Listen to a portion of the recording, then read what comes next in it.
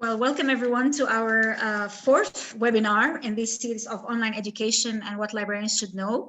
I'm glad to see that we have our colleagues from Lebanon, from Northern Africa, mainly Algeria, Tunisia, Egypt, Libya, from the whole Arab world. So we're all gathered here today. And the topic is a very exciting topic for all of us as librarians. I'm going to just share my screen with you. Just a few, okay. First of all, as you know, at the bottom of your screen, you have your audio settings to get your computer and your phone working. You all have microphones and your videos cannot be seen except for the panelists.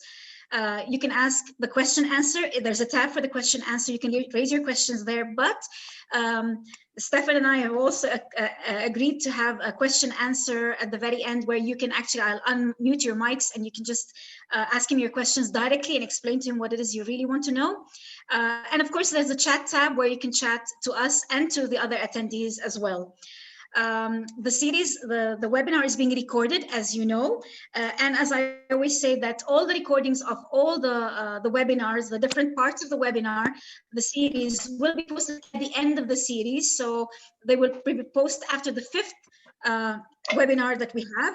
And as I've notified all of you is that we do have certificates of attendance, but also our certificate of attendance will come at the end of the series as well. So please just be patient with us as we move along.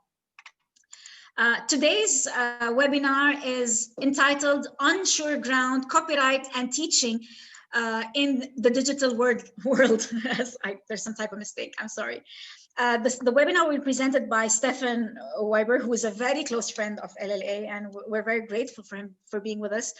Stefan is the manager of the policy and advocacy at IFLA, where he leads on work both on to advocate for libraries globally and to build the capacity of IFLA members to do the same. So we always reach out to him whenever we have a question related to policy and advocacy. And he's always, he's very responsive immediately, as I can say. His team works on issues from copyright, human rights to heritage and internet governance. So these are topics you can start thinking of in your libraries. He's worked with IFLA since 2016 and previously for the UK Foreign Ministry in Paris. He is a graduate of the University of Wales in Aberystwyth, and I think we do have a couple of other graduates with us today in the session. So we have a fellow alumni with us giving the presentation today. Stefan, thank you once again for being with us. I would just like to draw the attention of the participants that we have one more webinar in the series, which is teaching and assessment, best practices with a twist. So we're going to get some hands-on guidelines on how to prepare our presentations and our sessions for our online training as librarians. And in 2021, we're going to have another series of webinars, seminars and webinars coming along. And we usually have our conference every 2 years. This year, we didn't hold a conference, but we are planning for a conference in 2021. And I think it's going to be virtual. It will not be physical, except if things change. So this is the session now. And I hope we will all, I'm sure you're going to enjoy it with Stefan. And please prepare your questions to ask him at the end of the session, and we can move on from there. And I leave the floor to you now, Stefan, please. Welcome to our Lebanese webinar. So, thank you very much, Randa, for the floor. Thank you for welcoming me here today. And as I said, I'm glad to be in the same meeting as other people who spend time to have rust with. I would say Croeso, but I'm not sure. Well, yeah, the level of Welsh in the audience I'm not sure about, but I certainly keep very positive memories of it. I imagine you do too. I should say right at the beginning, I'm going to be speaking English, which is obviously my native language. I'm conscious that it isn't anyone else's native language necessarily. So please do, if I'm speaking too quickly, let me know.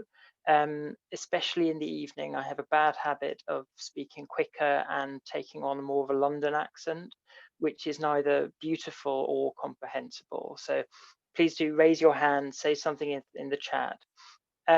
As we get on, I can also do things in French if needs be. So if it's more helpful, if it's easier for me to explain things in French, I'm more than happy to do it. So I was going to share my screen. So now we can get into the presentation. So as said, I'm going to be talking about the topic of unsure ground and copyright in online teaching and teaching in the digital world. And this is, of course, now more or less all teaching that's going on. We almost don't need to say a digital world anymore, because one of the impacts of the crisis has been to really underline how essential it is that we get things right for digital, that we are digitally ready, not just in our skills, in our attitudes, but also in our laws. Um, to introduce myself very quickly, so Stephen Wyden, Manager Policy and Advocacy. As Randa said, I oversee work at IFLA in order to both reach out at the international level to try and encourage international organizations to carry out research, to make recommendations, to produce reports that are positive for libraries. And so, for example, we work quite a lot with the World Intellectual Property Organization. I'll say a little bit more about that later on copyright. Also, though, a key thing that we do is try to work with our members and support you in your work to make a case for libraries. And that's not just for library funding, that's obviously important, but also for the rules that allow libraries to function. Because the rules that allow libraries to function, and in particular in this case copyright, I want to say it's le revers de la médaille in French. It is the other side of the same coin, because for all the money that libraries may have to use, their ability to actually deliver services to help users will depend so much on whether laws are then in place that allow them to use what they have in their collections. So it's really, these are two areas we need to work on in parallel. So that's why I'm really glad we're talking about copyright here today. Sorry. So to introduce very quickly what IFLA is, I know that Randa is very much an evangelist for IFLA. IFLA, International Federation of Library Associations and Institutions, with a global organization for all types of libraries. And so from school libraries, academic libraries, research libraries, national, special, you name it, school, we're there, we bring people together, we provide a space where people can meet, where they can share ideas, where they can develop standards, guidelines, share good practices, learn, stimulate each other. We also, as I said, we try to act as the global voice. We try to strengthen the voice of libraries at all levels, from the UN right down to the smallest village.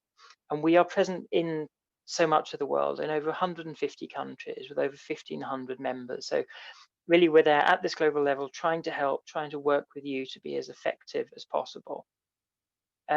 So what I'm going to talk about then, I wanted to break it down into the different agenda points I've got down. So first of all, I think just as a bit of an introduction, I'm not sure about how aware you are, how conscious you are of what copyright is, but I think it's always helpful just to run through very quickly some of the basics, why copyright is an issue, but also just highlighting it's not something we need to be scared of, because a lot of the time copyright is seen as the technical thing, the weird thing, the difficult thing. It's something that you do get worried about and try to make go away or pretend that it doesn't exist. Secondly, I'm going to talk a little bit about some of the questions, some of the aspects of law. And in particular in this, I'm going to refer to a couple of elements of Lebanese law. I know this isn't the law that you all live with, but it's a good example. And then you can go back and look at your own laws in order to work out if this is the case there. Aspects of these laws that mean that that could really be changed, where it could be really helpful to actually try and push for some sort of change in order to facilitate online teaching, especially now, but also also in the future, when we try to carry out distance learning, when we try to support learners who can't necessarily come into school. And finally, what we can do about it, and that's very much drawing on what other countries have done to show that it isn't possible. Copyright is not immovable. It's not something that is just a given. We have a say in it because we are major stakeholders. So to give a little bit of background on what copyright is and why it matters. So why do we have copyright in the first place is always a pretty good question. What copyright effectively does is it turns something that isn't a single good, isn't a tangible, controllable, finite good into one.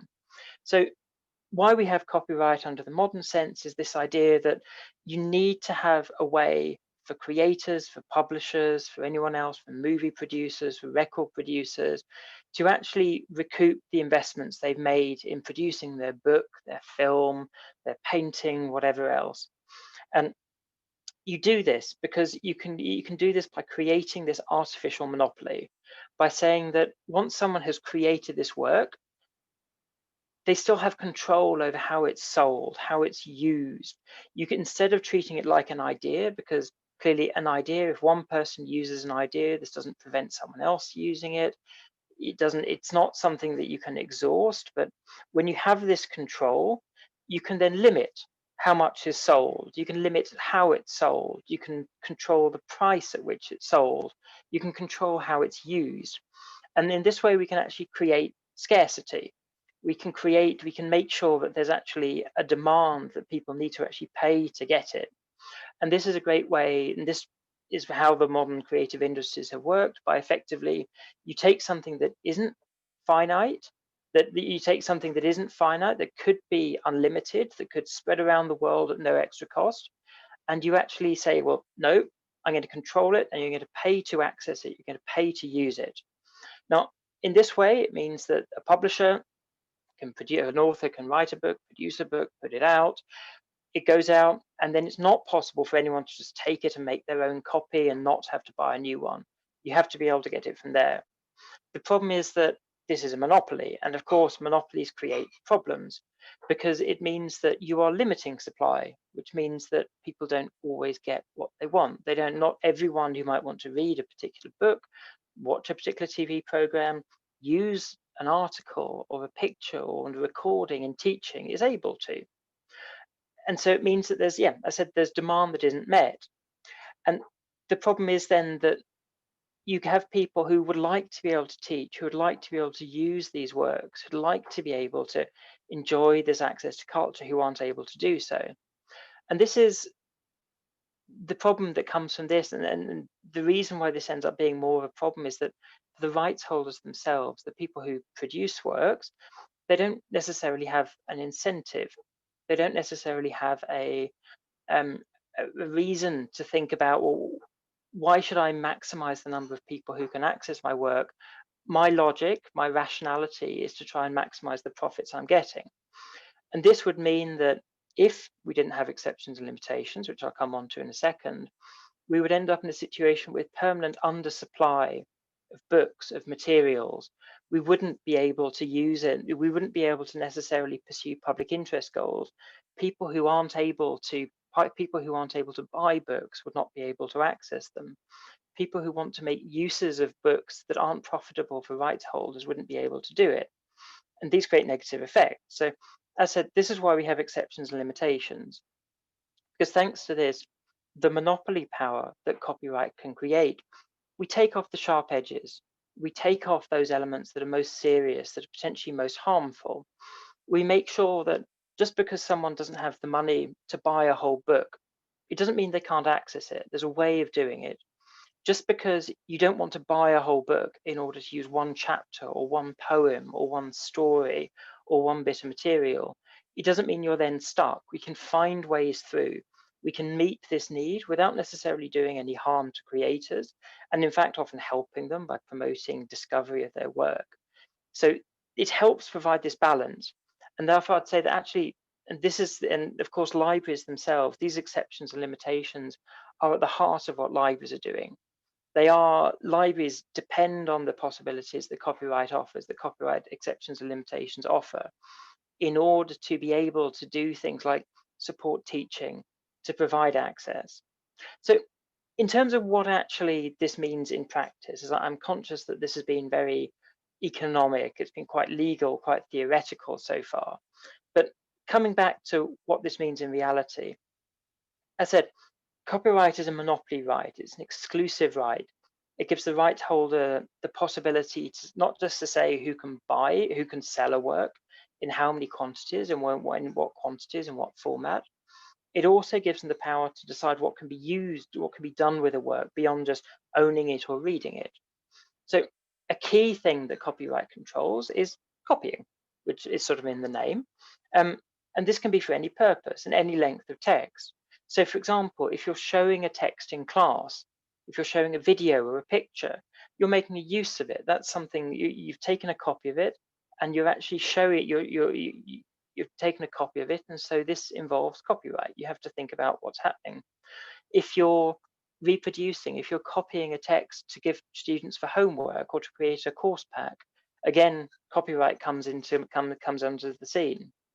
Similarly, uses, performances, anything beyond just reading. So if you read out a passage of a book in class, if you read out quotes from something to students, again, if you show that video, it's a performance. It's something that's happening that goes beyond simply owning or reading it. Again, it's a copyright issue. Similarly, translation, adaptation.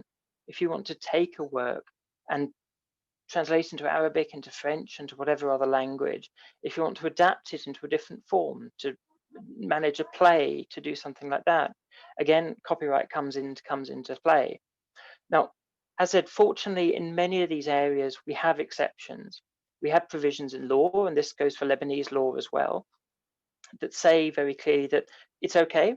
Some things are possible. You don't need to actually seek permission. You aren't dependent on whether the rights holder, the publisher, or the author thinks that this is something that this is something they want to let you do. That can they be bothered to actually create a product or create a price for it?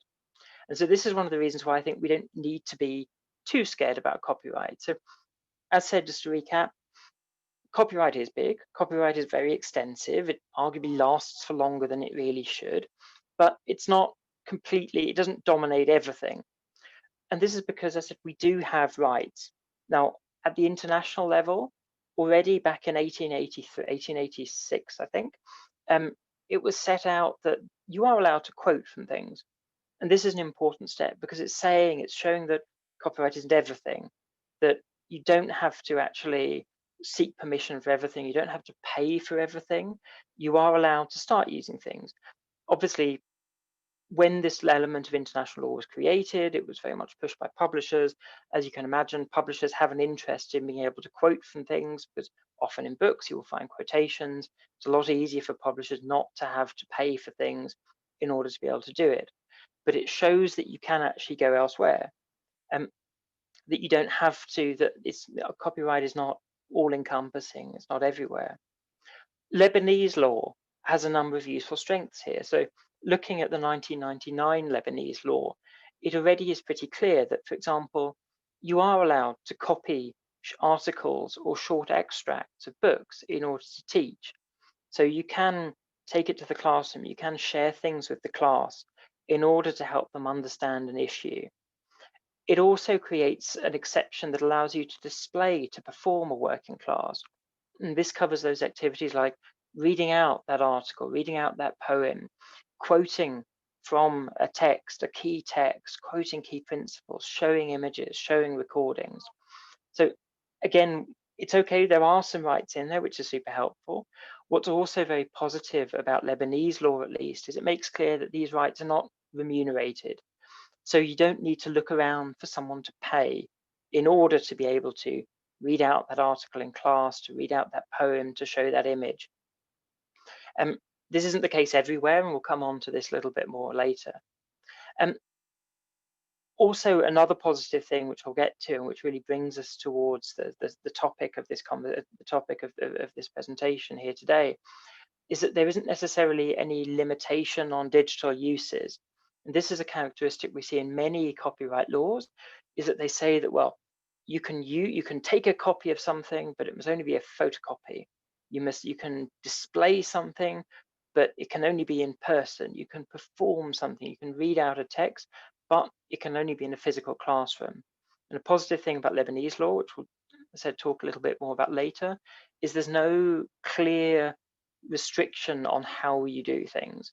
Potentially you can do things digitally. So again, there are these protections when you're helping, when you're delivering online teaching, when you're helping others, when you're supporting others to deliver online teaching, you do have these things, these exceptions around education that you can rely on. I also wanted to say that beyond those pure legal, beyond what's in Lebanese copyright law from Article 23 onwards, there is also the fact that we're libraries. We are doing something that is basically positive. Now, partly we can say this because copyright law is only one type of law. It's not superior to all other laws. It's not the first among equals. Copyright law exists alongside education. It exists alongside research. It exists alongside culture. Especially right now, it exists alongside public health, security, public order. And so when we're looking at copyright law, when you're deciding what you can or you can't necessarily do, you can think to a large extent, well, is what I'm doing, firstly, is it something that's really 100% necessary? Are there other sources I can look at? Are there other types of law, other policies I can draw on, to be clear about? And there's also, and obviously this doesn't count as official legal advice, the fact that, again, we're libraries. It doesn't look good for a big publishing house to be trying to attack libraries. What we're doing is a positive. We're not commercial users. We're definitely not Google. We're definitely not Facebook. And so when we're looking at copyright, yes, okay, it's big, but we do have these rights. And a lot of the time, we're the good guys. So those are some overall principles. So as we start off looking at, well, what can we do? How does copyright affect us when we're going into online teaching? We have those possibilities, and a lot of the time we will have sympathy and we will have other laws on our side when going into this. So in terms of what we want to, what it's useful to look for when you're actually thinking about how and what you can do in online teaching. A first key one is, does copyright apply in the first place? This is because copyright is not an eternal right, or at least the right to stop, the right to control copying or performances or whatever else is not an eternal thing.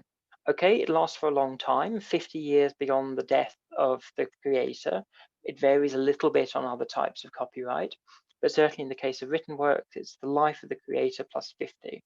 And so, of course, at the moment, this means that in Lebanon, it's only people who died in 1969 and before whose work is out of copyright in the public domain.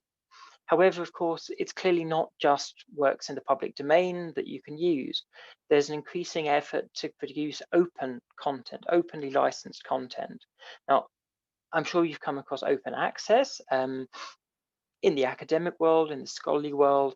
Clearly, a growing share of articles are being put out open access, which means that you can access them without paying. And as long as the license isn't restrictive, you can then actually use it in your class. But beyond open access, there's so much stuff that's out there under a Creative Commons license, for example. So a lot of open educational resources, they're out there. A lot of other resources, they're out there under this open license. So firstly, look to see what materials do you have?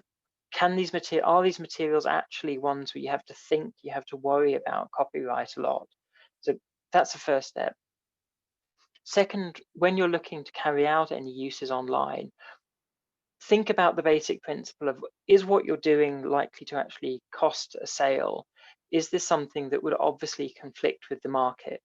Now, this is, I know, there will be arguments about this, and certainly we hear from among rights holders, publishers, that they would like to receive money for every single use that's made of a work, however this happens. However, we know this is wrong, because you can quote from a work without having to pay from it, and publishers spend a lot of their time quoting from works without having to pay for it. So it's not the case that every single use of work needs to be paid for. However, of course, it's clear that if you are creating extra copies of works that someone could go out and buy, then there could be a question. However, of course, libraries and the communities that they're working with, that's often not going to be the case. We're often working with students who aren't in a position to go out and buy their own copy of a work. And so, of course, they come to the library.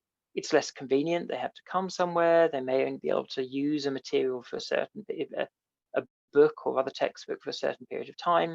It's a bit more work. It's a bit more limited. So it means that they're not going to buy a book. They need to go to the library. There are also, of course, as I said, things like, you're not necessarily going to buy a whole book just to access one poem. You're not going to buy a whole book in order to access one chapter. You're not going to buy a whole album just to access one picture.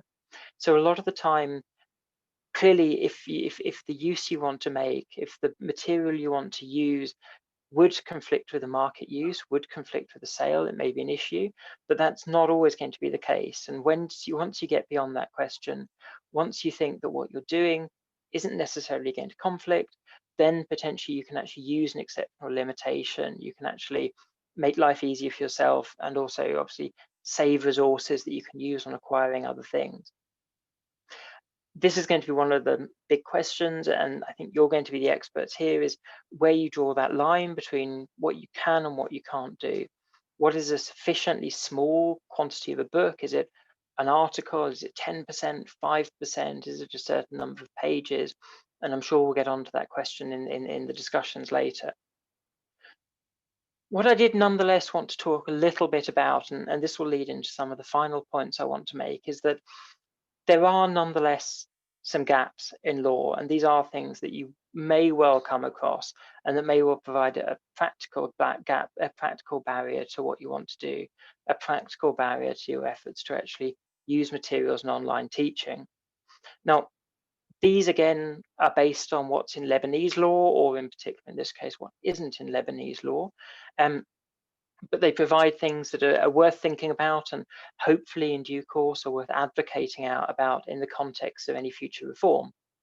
So a first point is around contract override. So just to explain what we're talking about here, when we're using, there's a fundamental difference between digital materials and physical materials. Because with physical materials, it's relatively straightforward. You go to a shop, or you go to somewhere where you can order, you pay your money, you get the thing, the book, the journal, the material, the newspaper, whatever, and then it's yours. It's relatively simple. There's a straight acquisition. However, when you're working with digital content, a lot of the time you're not actually buying the thing, you're simply accessing it. You don't acquire, you buy a license to access it. And of course, this license, it's a contract. And this contract sets down a number of principles. It sets down what you can and can't do. And the problem is that in a lot of countries, most countries, there is actually a rule that says that, well, what's in the contract can be more important than what's in the law. Because there's the assumption that when you have signed the contract for your digital good, even if you haven't read it, the contract is more important than law, because you've agreed to it. You've agreed to be limited. And this is an issue, obviously, because if the contract sets out all the rules, if it stops you lending a digital work, if it stops you from presenting a digital work in class, if it stops you from copying a digital work to create a course pack or something like that, again, that starts to create a bit of a problem, because instead of being able to rely on the law, you need to actually read those contracts every time. And as we know, a lot of the time, a contract is technically something that's agreed freely between two parties, but when it's a library working with a multi-billion-dollar company, often the multi-billion-dollar company has a stronger percentage, has a stronger position in the negotiation. And so there's a risk that libraries end up having little choice but to sign contracts that don't provide a whole load of freedom. So this is something that it's worth thinking about. Obviously, one thing is read the contracts, make sure what's actually there. Feel free, feel ready when you're going through to say, well, I don't actually agree with that term, and then make it clear that I don't agree with it, and then sign and see what happens. This works in some situations, certainly, that libraries unilaterally say, well, I don't agree with this, I don't agree with that, and that works. And then you're waiting to see if the right holder actually responds to that. Another limit is around technological protection measures or digital locks. And this is because it's true, it's perfectly normal that you can put things in a contract that say you can't do that, you can't lend, you can't copy, you can't do whatever else. But of course, some people won't do that. And so in complement to those contract terms, you also have technological protection measures, digital locks that prevent you from sharing, that prevent you from lending, that prevent you from displaying something in class, from putting on Netflix in order to share a documentary in a Zoom meeting or something like that. These are part of international law. In fact, they don't get referred to in Lebanese law, but the assumption would be that if there were a question, if these do get referred to in international law because international law, WIPO's, the World Intellectual Property Organization's copyright treaties, say that these measures should themselves be protected, that it shouldn't be okay to remove them or to get around them when they are actually working to prevent illicit uses of works, illegal uses of works. I said in Lebanese law, it doesn't appear, although if there were a case of someone trying to remove these digital locks, trying to get around them, and it came to court, it would probably end up coming down against the person trying to remove them, because it would have to be assumed that international law would then apply. The key thing here, though, is that there's nothing in international law that means that you can't remove technological protection measures that are preventing you doing something that you are allowed to do. So, for example, it's fine for a technological protection measure to prevent you taking a digital movie, and putting it up on YouTube or sharing it via a stream ripping site or a file sharing site. That's fine under international law. However, it shouldn't prevent you. It shouldn't make it impossible for you to actually show that same video, that same film, that same resource in a classroom or arguably online. And so what's a bit of progress that will be helpful in Lebanon and certainly in quite a lot of countries elsewhere is to make it clear that if you are prevented technologically from actually doing what you want to do, from carrying out online teaching, there needs to be a way to actually remove these, either by forcing the right holder to take it off or by giving you the tools to do it yourself. Another gap that exists in Lebanese copyright law, at least, is around research exceptions, because increasingly education, especially in higher education, clearly education and research come very close together. A lot of the time you're teaching people to become researchers, to develop their skills. Research too requires copying. And this can be simply so that for things like document supply, so you can send a copy of a work to another library so that someone can use it for their own research. That's a great way of actually being more efficient, of supporting research. But if there's no exception, it's not clear that that's possible. There are also other techniques that are becoming more and more common, such as text and data mining, which imply that a copy is taken of a work so that it can be structured in such a way that a computer can analyze it and use it. There's no reference to research exceptions in Lebanese law, and this is certainly something that would be helpful in order to move things forwards. The final thing that's missing, and this is almost inevitable, is cross-border exceptions. Now, when copyright was invented, when copyright was invented back in the 18th century, there wasn't a huge amount of thinking about using works across borders. When it became an international concern in the 19th century with people like Victor Hugo, the main concern was that Americans were making pirate copies of Victor Hugo's works. And there was a desire to make sure that in every country, people would be protected, that if you were a French author, you would also, even if you were a French author, you would enjoy protection in the US, you would enjoy protection in the UK, in Germany, in Russia, in other places. Unfortunately, they didn't make it clear that that users could benefit from the same exceptions. And while back then that wasn't necessarily much of a question, there really wasn't much going on in the way of cross-border education. Distance learning hadn't really been invented back in the late 19th century for relatively obvious reasons. And clearly the internet hadn't been invented, this becomes an issue today, because now if you're carrying out distance learning, you may be in one country, your learner may be in the other. You may be subject to very different types of copyright law. Maybe in Lebanon, you have a copyright law that allows you to use materials in education, but in another country, there's nothing. And then you have the question of, well, which law applies? Does a Lebanese teacher offering online learning to a student in Jordan, do they need to understand both Lebanese and Jordanian copyright law? Are they breaking the law in Jordan by supplying this, providing education? Is the learner in Jordan, should they follow Jordanian law or Lebanese law? It gets incredibly complicated, because you're having a user and a use in different places. Copyright law is lumpy, it changes from one place to the next.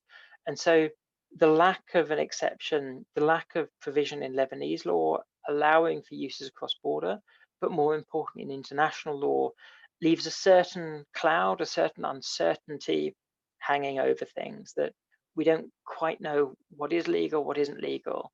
And it almost means that we have to come back to that question earlier of, well, what's risky? Am I doing something that clearly competes with the market?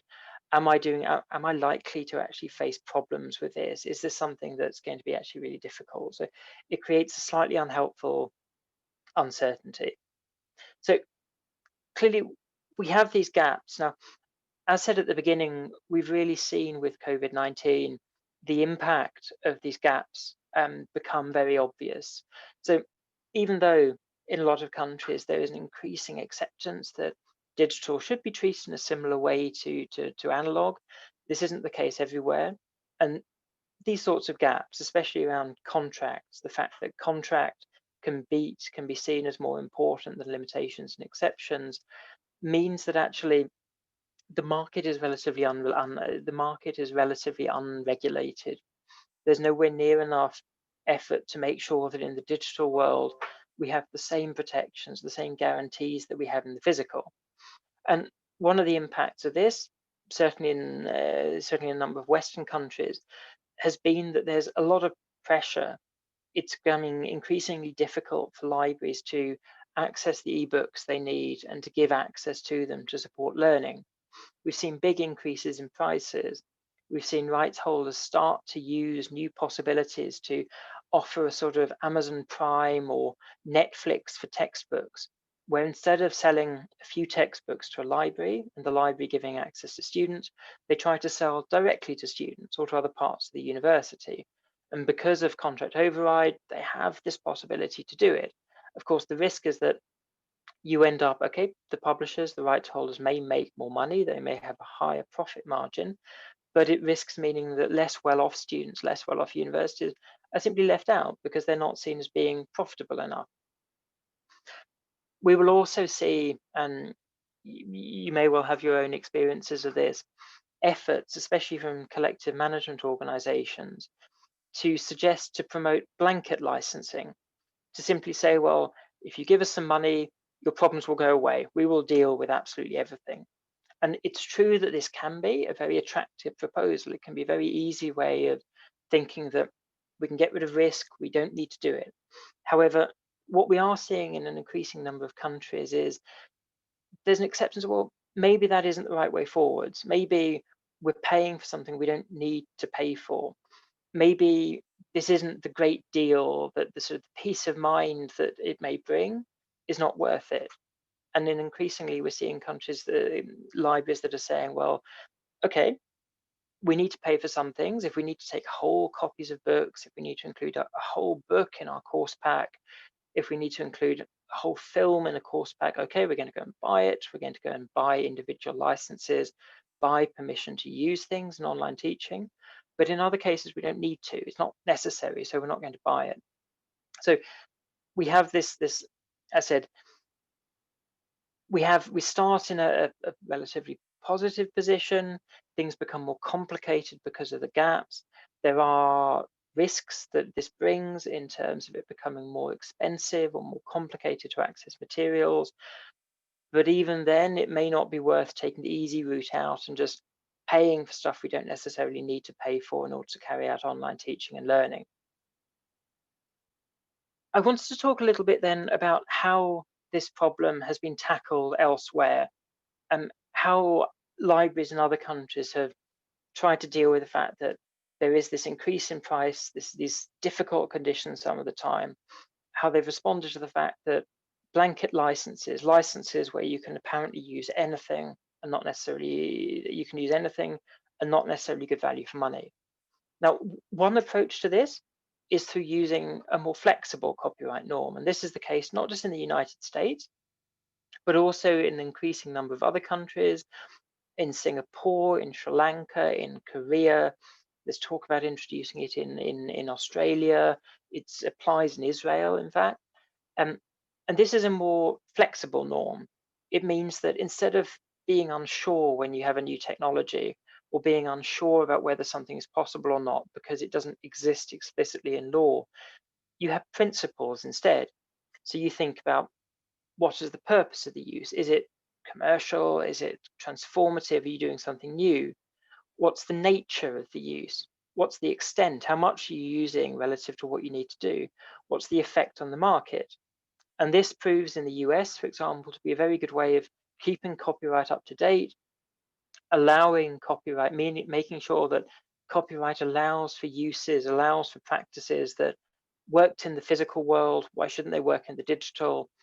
Fair use makes this easier. And so, for example, we've seen during the pandemic, there has been a way for libraries which have been forced to shut their doors, which physically, legally cannot give access to the works they hold on their shelves. They can now do it digitally through an organization called HathiTrust, because US law makes it relatively clear that in this case, you're not competing, you're simply giving access to something you already own. This is supporting education. It's a fair use. It's not questionable. Secondly, we've seen in some countries, and in particular in the European Union, the idea of trying to replicate the idea of what's possible in the classroom, in the physical classroom, should also be possible online. And to this end, in the EU, we've seen the development of the concept of secure electronic environments, secure networks.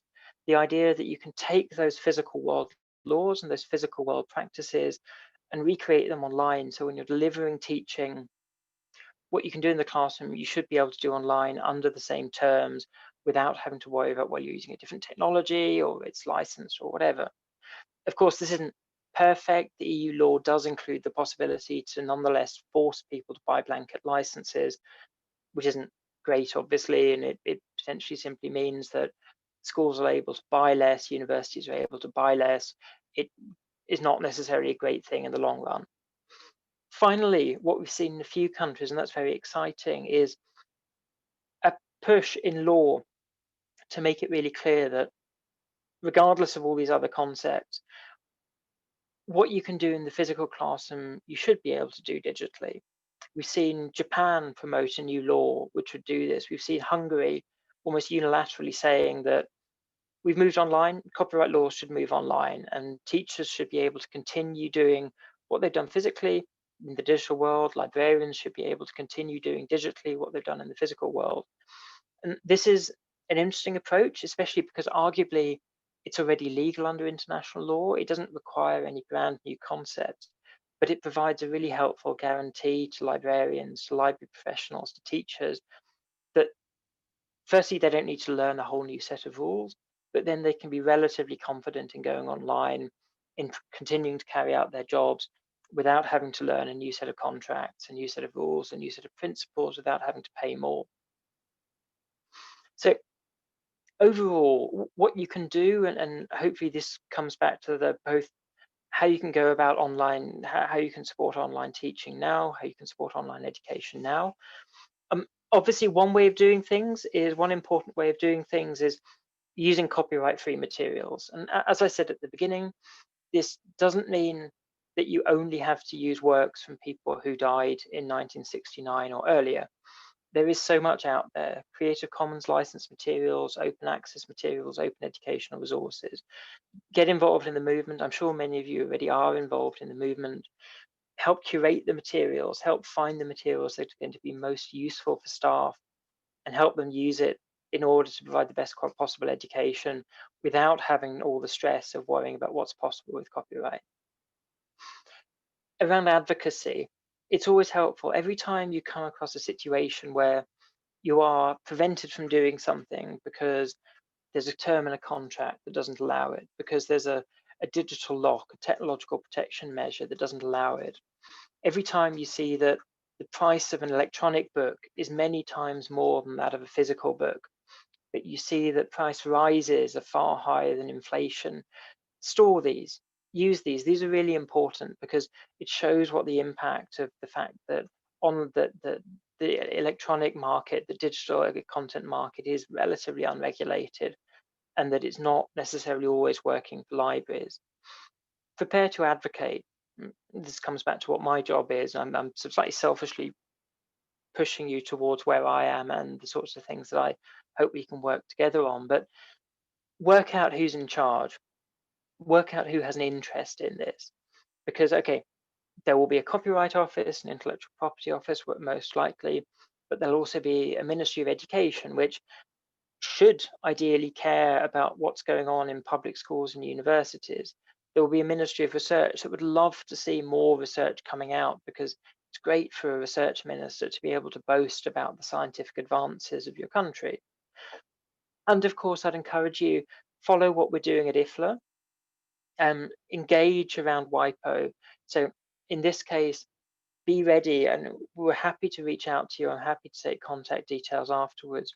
Be ready to reach out to your governments and encourage them to take a positive approach there. The reason why this is important is coming back to that cross-border issue. If you're providing education online, if you're providing education to students who may be elsewhere, if you're drawing on materials that may come from elsewhere, an American YouTube video, a material, a book or other resource that's been uploaded to the internet in another part of the world, the only way to be absolutely sure that what you're doing is okay, that you can use works for education, is by taking action at this international level, at the World Intellectual Property Organization. So I'm aware that I've covered quite a lot of ground there. I hope that it mainly makes sense, and I'm really happy to take questions, or in particular where things haven't been sufficiently clear, please do let me know. Thank you. Thank you, Stefan, for such a rich presentation. A lot to think about. We're very aware of this, as you know. What we'd like, well, we definitely, the LLA we have contact with the representative in the government, the Ministry of Finance. Finance and Economics, I think. The director of the Intellectual Property Office, we've reached out to him as the board of LLA, and we are discussing with him some, and I think you know about this, we're also talking with you about it, some amendments to the Lebanese copyright law. But yes, there are other things that you talked about, the Ministry of Education maybe, CNRS, that's in charge of the research in Lebanon, the way it produces research. It should be another body we should contact. So there are lots of things to think about, and we might ask you for a short presentation on how to advocate, because as IFLA members, every time we receive a request from IFLA to send a letter to our WIPO representative, we do that as well. So we are being active. Maybe we should put a little bit more effort into that. Now, onto the questions. I personally have one question. Well, not personally, I have a question from one of our attendees. Samira says, I'm a school librarian. Samira is a Lebanese school librarian, just so that you know, you're dealing with Lebanese law. She says, we do storytelling using ebooks from certain personal subscriptions, subscribed platforms. What about when online classes are supposed to be recorded for students who do not attend, they're not physically there? Would this be considered illegal? Or depending on each book and each publisher, without the recorded session, the absent students would not be able to reach, to get to know what the session was about. So the question mainly is it illegal to record the session when something is being read out, storytelling? So with that, the strict copyright answer will tend to be that if you're recording, that can pose an issue. However, what you're doing, which sounds positive, is that you're not putting this up on the internet.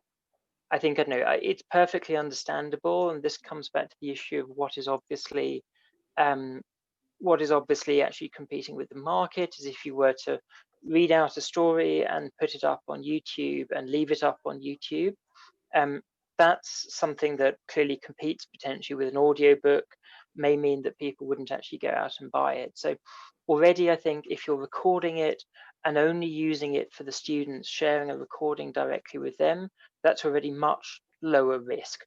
That's much less troubling. So you're in a better position.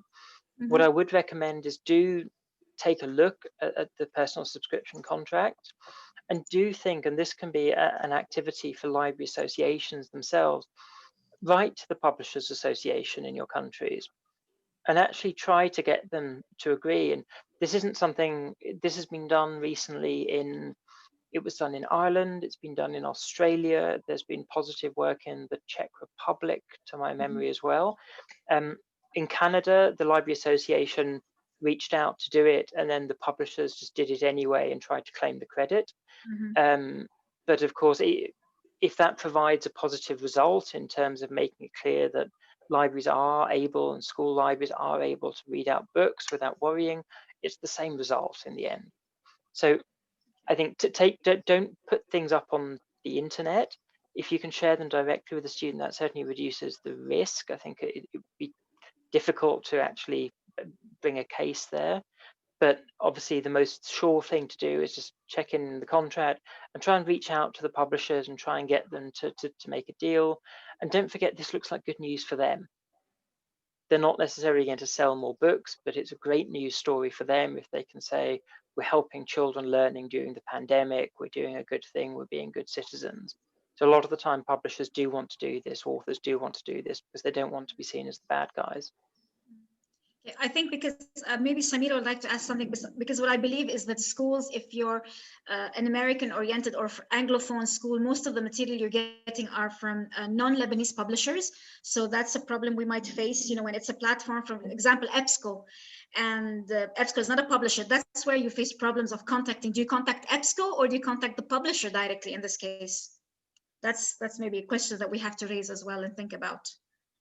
Exactly. So EBSCO itself has looked to take steps during the pandemic in order to make materials more easily accessible and to allow for uses that may not have been the case otherwise. So check what they're already doing, because at least then that will give you some more certainty about what's going on.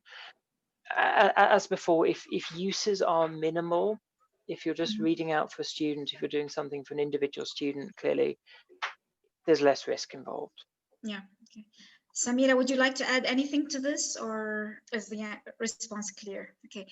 We have two other questions. We have one question, I think the question for our colleague Amal, that the cross-border issue was not very clear.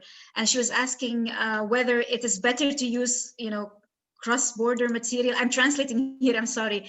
If using cross-border is better or not. I don't think it was a very clear concept to her about cross-border. No, that's absolutely fine. So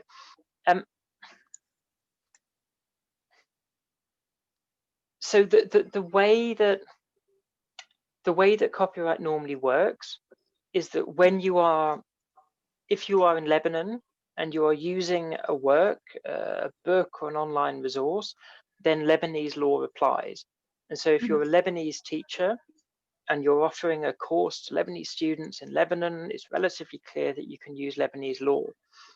The challenge comes if you're a Lebanese teacher, but you're offering distance education, or your students happen to be elsewhere. They're in Jordan, they're in Syria, if there are distance education programs in place. And then the question is, well, what happens if which law applies? The teacher is providing the education in Lebanon, but the student is elsewhere and they're using it, their use of the education is under their local law, which creates confusion. It's not, obviously, even understanding the details of any one country's copyright law is not easy. Understanding both is even tougher. So the way things tend to work at the moment is most of the time people just ignore what's happening in the country where materials are being received. They just do what they're doing in the country where they are. In the European Union, indeed, that's been legislated for, where the concept has been brought in that wherever the students are, the copyright law that applies is that of the country where the teacher is, which makes life a lot easier. So if you're in Lebanon doing this, it seems like a relatively fair way to go ahead, you can use whatever materials under Lebanese law, but just to be aware that maybe there are other countries where laws are tougher, and obviously prioritize using open materials, open license materials more than anything else. But it doesn't really matter which country the materials come from. Thank you. A third question from Fatme, our colleague Fatme. Do you think copyright laws will change with the spread of online teaching and the emergence of new ways of sharing knowledge? Eternal question. We hope so. I think we're at a really interesting moment right now that for clearly online teaching, the internet has been with us for 30 years. Well, more. The World Wide Web's been with us for 30 years, the internet normally for even longer. But things have moved relatively slowly. That it's not been made clear, it's not been made explicit that things are possible online or not online. Things haven't got too bad yet. I think with the COVID-19 crisis, and maybe this is being optimistic, the weaknesses of not updating laws have become clearer and clearer. The fact that we are seeing, because of this lack of regulation, we're seeing these potentially difficult business models appear where poor children, poor students risk being excluded, where there will be attempts to try and extract money for everything that libraries are doing. And this ends up falling on the Ministry of Finance because they have to pay for education and they have to pay for things like this. We will get to a point where there needs to be a step in to actually update to make sure that copyright laws are actually fit for purpose in the modern age. And this also goes clearly for making sure that you aren't ending up with abuses by major online platforms, that we're not, I don't know, that things aren't being used unfairly, that there are ways of preventing things from being pirated at a mass scale, as long as they don't have negative side effects. But hopefully COVID-19, the fact that everything is digital now, means that we have to, that there will be a recognition that things will change. What's happening in Japan, what's happening in Australia, this is encouraging. And we can hope that that sort of example will spread elsewhere, and that as potentially as the Lebanese copyright reform moves along, that there will be a possibility to actually make sure that follows this example, that we need to have proper solutions and not just assume that the market will solve everything, because it didn't for physical goods, physical books. I have a question for maybe some academic libraries would raise this question as well, because, you know, in Lebanon, we have these digitization projects going on in our institutions. And we have a lot of research students and researchers who want to get hold of primary sources, manuscripts, photos that we have in our archives. And because there is no, I think, you know, the Lebanese law does not touch on the digital component. If I decide to well, we're putting, some of us are putting this material on open access, but we're not gone to the extreme. We have our thesis on our repositories there, we have other material. But what do we do in this case? I have a researcher, a historian, who wants material, and I'm not sure if I can provide it to him because our copyright law does not deal with the digital component. How do I deal with that case? So at least reading the English translation of Lebanese law, which may not have the same sense as obviously the Arabic language translation of it. Lebanese law doesn't seem to discriminate between physical and digital in the same way as many others do. So sometimes you see in laws, it will say you may only take a single copy of a work. And actually for digital uses, that makes no sense, because the fact of taking a digital copy, of letting someone else see it on another computer, that can involve many different copies being made. And so if you limit to just a single copy, or you can say you can only photocopy, or you can only copy into the same format, that excludes digital. But if you don't mention any of that, if you just say you can copy it, and there's nothing stopping you using digital, that should be fine. In terms of if it's possible to share digitized material, clearly a lot depends on whether it's in the public domain or not. So if it's an older manuscript from someone who's died in 1969 or earlier, then that's relatively straightforward. So you can do what you want with it at that point. Obviously, you need to attribute and say who it was in the first place. For other materials, then it's often just, it's a question of risk. Obviously, if the material you're giving access to is the latest bestseller, and you're digitizing and giving access to that, there are probably problems with that, and you should find another solution. If, however, it's a work where you're not sure who the author is, if it's not been on sale for 30 years, and if you're not actually putting it on the internet and you're simply sharing it with someone on a one-to-one basis, and especially if there's no obvious way to get a license to do it, if it's a whole work, then the risk is considerably lower. Are there any other questions? If anyone has a question, please raise your hand or inform us that you'd like me to open the mic for you to raise your question. If we do not, oh, there is a question. Someone wrote a question. Yeah, Noma is from a public library. Many digitized materials are encrypted. Does it solve the problem? So a lot depends in which form, at what point they're encrypted, because you're right that many materials that you would like to use, that it would be helpful to use, have got encryption that means that you can't actually use them. So you can't send them to a user, you can't lend them. This is one of the problems we have with ebooks a lot of the time, is that you can find them on Amazon, but you can't then lend them to a user because it's encrypted. There are digital locks all over it. So that can be a problem, and this is something that we certainly encourage people to actually lobby for in their own national reforms, is making it clear that when encryption, when digital locks prevent you from using a work in a way allowed for by the law, then you should be able to get rid of them. At the same time, obviously, encryption can help when it means that it helps you to enforce the law. And so weirdly, at the same time, also, when a library lends a digital book, it can make it a lot stronger legally if you can say that, well, I've encrypted it and I am preventing someone from sending it on to someone else, or I'm preventing them from keeping it for more than 2 weeks or 3 weeks. So digital locks they're not great half the time, but they're also incredibly useful. So it can fit both ways. We can use it and it can be a pain. Okay. Tara raised the question right now. She says a teacher suggested that we could scan some of our library books and make them available digitally during lockdown. We thought that this would be allowed. We are a school in Lebanon. What are your thoughts? So under current Lebanese law, that's difficult if you're scanning entire books. If looking at Lebanese law, it's relatively clear about saying that you can scan part of it, you can scan the extract, in order to be, if you want to give access to it, if you want to actually use it under the exception.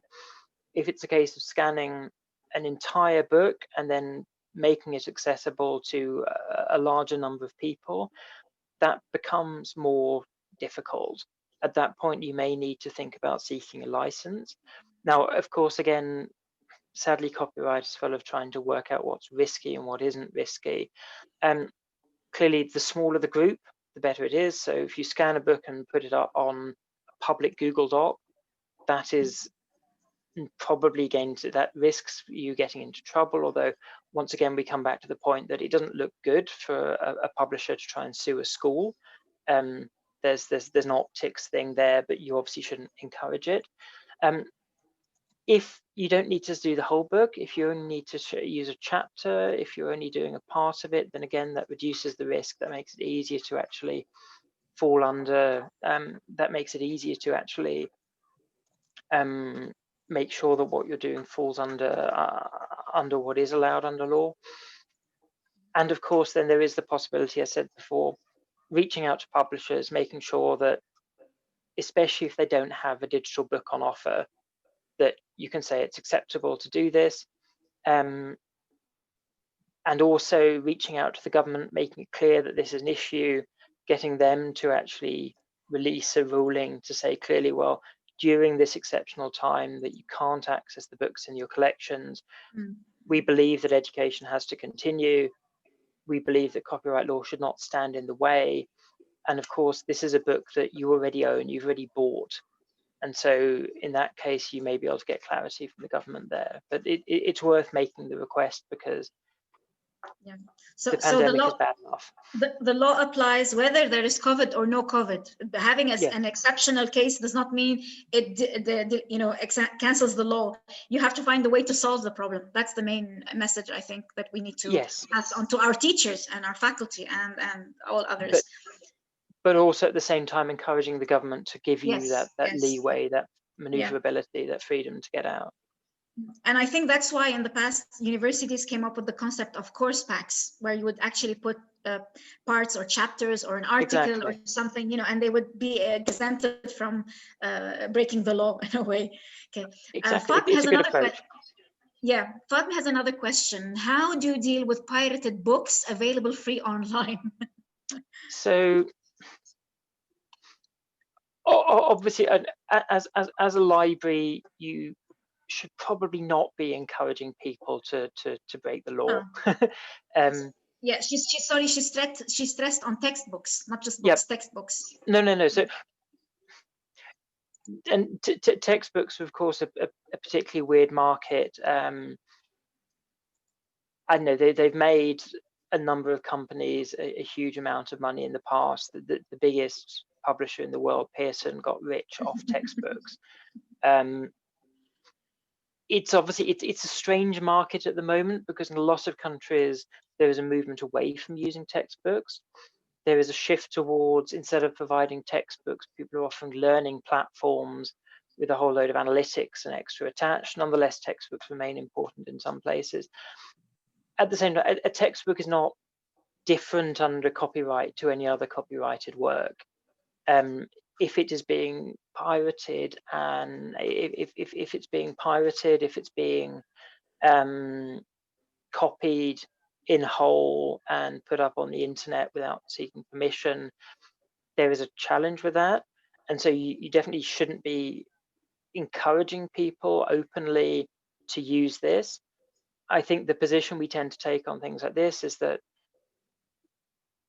I think the fact that pirated textbooks exist, and they exist because there is a need for them and there is a demand for them, is it's a slightly sort of tragic situation. It underlines that the market isn't doing what it should be doing.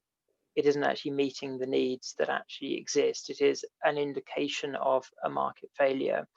And okay, I'm sure that some people will be pirating textbooks when they could perfectly well buy them because they just don't want to spend the money.